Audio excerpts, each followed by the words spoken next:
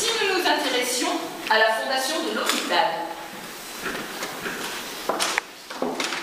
En 1220, Guy IV, comte de Forêt, transfère l'Hôtel-Dieu, jusqu'alors situé dans l'enceinte du château. Cet établissement est aussi un refuge, un abri pour les pèlerins, les mendiants, et aussi un centre de distribution d'aumônes.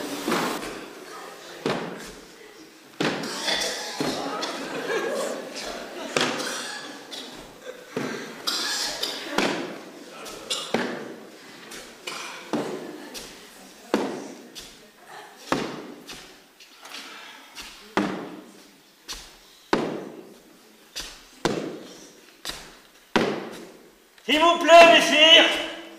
S'il vous plaît, messire! On m'a dit qu'il y avait à Montbrison un hôpital où on soigne les pauvres malades. Vous savez où il est? Non? Vous savez pas? Je reviens de loin. J'ai tout perdu. Et je peux à peine marcher, tant ma jambe me fait mal. Par pitié, dites-moi où il est, s'il vous plaît. Non.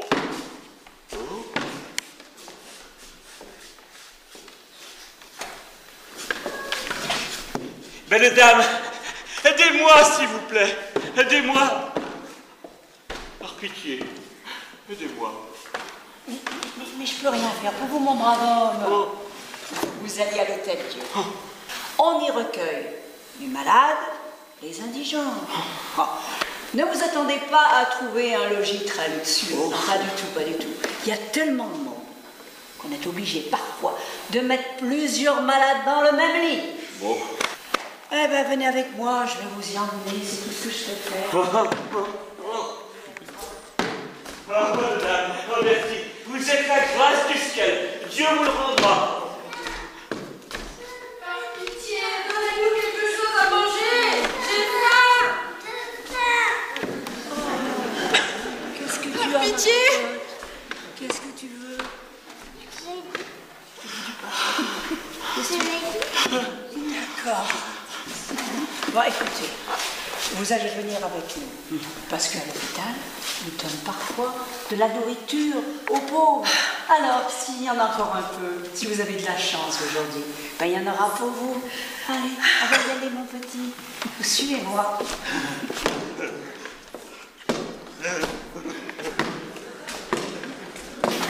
Les chartes de franchise apparaissent au Xe siècle et elles se multiplient au XIIe et XIIIe siècle. Alors elles accordent des libertés et des privilèges aux serfs et aux marchands. En novembre 1223, le comte de Forêt Guy IV octroie aux Montbrisonnais la première charte de franchise qui allège donc certains impôts, qui supprime la taille et garantit différentes formes de liberté.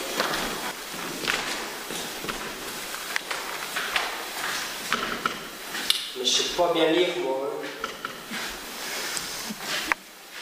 Charte de franchise.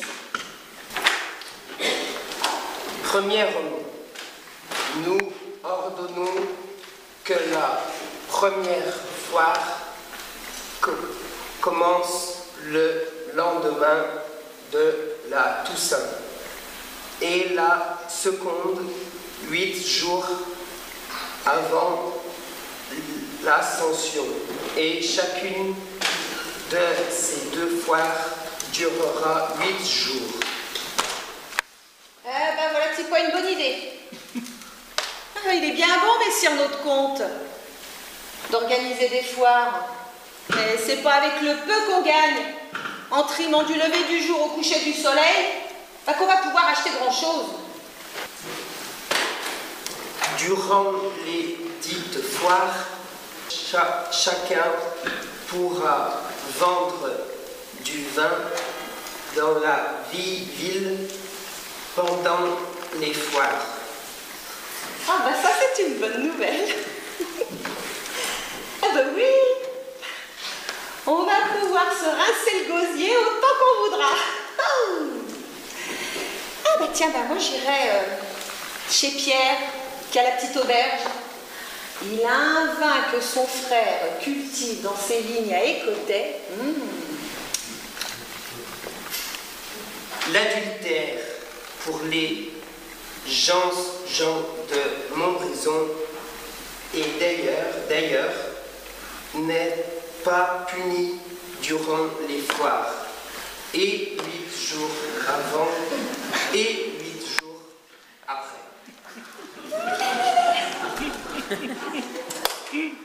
8 jours avant, 8 jours pendant, 8 jours après. Oh bah ça nous fait...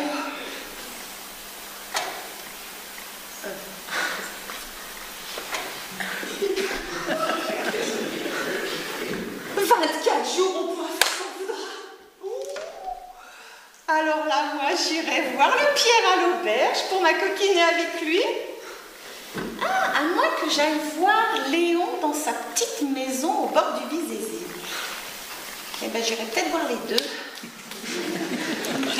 Ah, bah là, il a bien raison, notre comte. Grâce à lui, on va savoir ce que c'est que de faire la foire.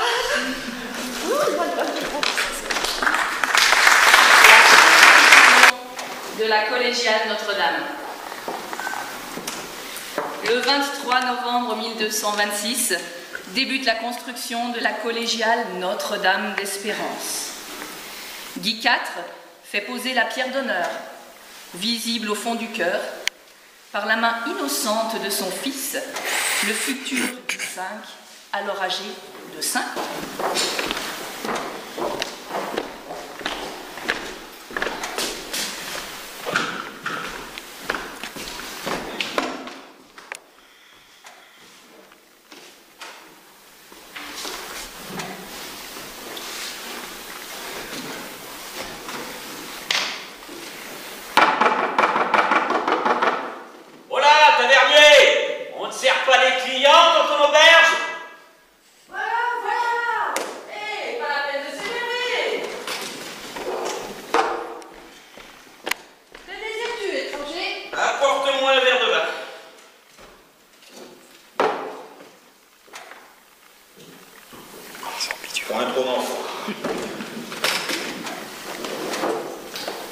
Tu n'es pas d'ici, toi? C'est la première fois que je te vois dans mon auberge du Cheval Blanc.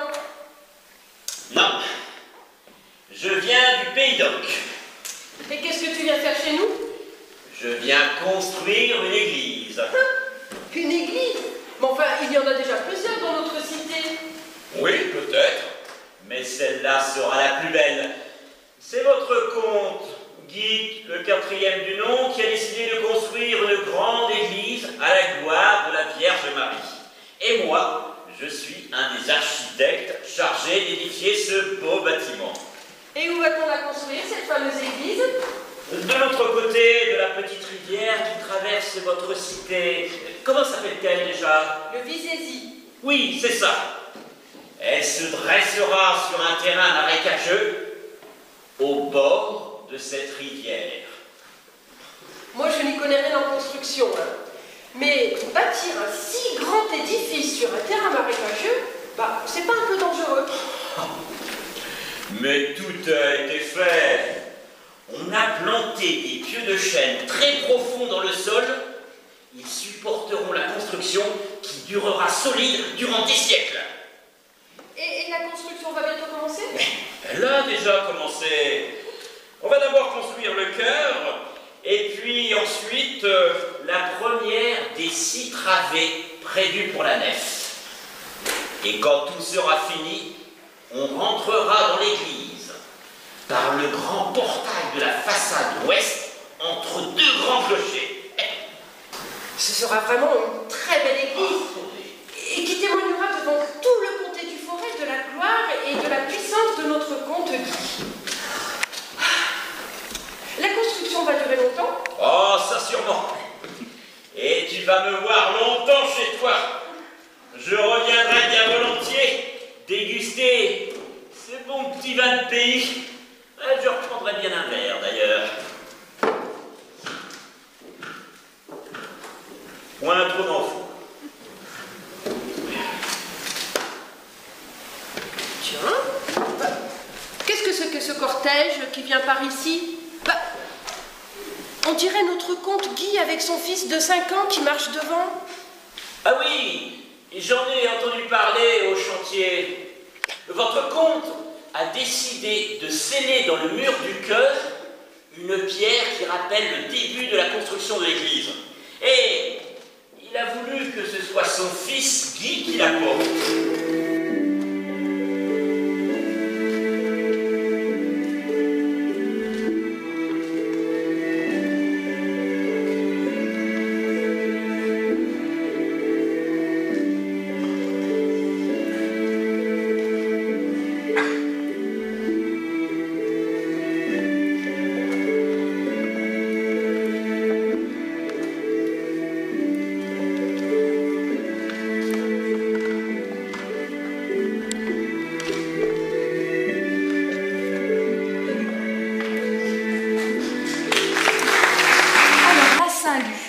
Aussi appelée la foire du Duvet, est fondée en 1399 par le duc-comte Louis II.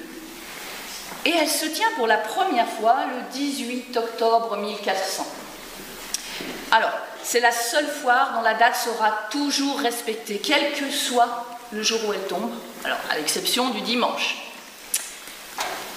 Dans cette foire, les duvets de oies de toute la plaine se retrouvent entassés dans de volumineuses enveloppes claires.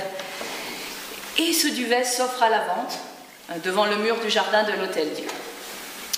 Alors le transvasement de cette précieuse marchandise dans le sac de l'acheteur se fait avec d'infinies précautions. Vous imaginez, si le vent est un peu fort, les fines particules de duvet vont s'envoler et s'accrocher aux vêtements des passants.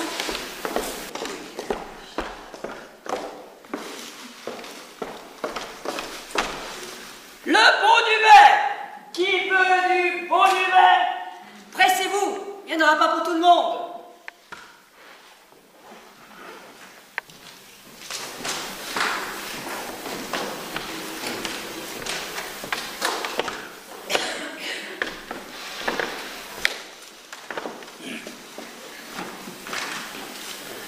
Et là, la bourgeoise, doucement, hein, vous allez tout faire voler mon duvet avec le vent qui est en train de souffler. Oula, du calme. Je voulais juste voir comment il est, ce duvet. C'est du duvet d'oie ou de canard? Ce n'est rien que du duvet d'oie. Je suis honnête, moi. Je ne vends pas du duvet de canard en disant que c'est du duvet d'oie. Hein. Et puis alors, avec un sac comme ça, vous allez pouvoir vous faire un bel édredon bien douillet pour vous réchauffer votre mari. Avec un sac, je pense effectivement que ça devrait suffire pour un bel édredon bien joufflu. Vous le vendez combien? Oh, bah, je peux vous le faire, allez, 10 écus. 10 écus? Mais enfin, vous n'y pensez pas, c'est bien trop cher. Je suis sûre que j'en trouverai pour moins cher un peu plus loin. Il y a aussi d'autres femmes qui vendent leur duvet. Oui, mais je suis la seule à vendre du duvet d'oie. Oui, mais c'est un peu trop cher. Alors, je vous en donne 8 écus. Allez. On y va pour 9 écus. Allez, 9 écus. Ouais. 9 écus? D'accord. Topez là.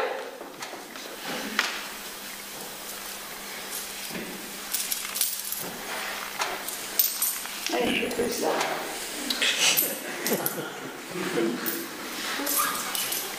Bien. Bon, alors faites attention de ne pas tout faire envoler. Parce qu'il faut tout. Allez. Merci. Voilà. La bonne affaire que j'ai fait là. 9 écus. Un sac de duvet de canard qui en vaut même pas 5.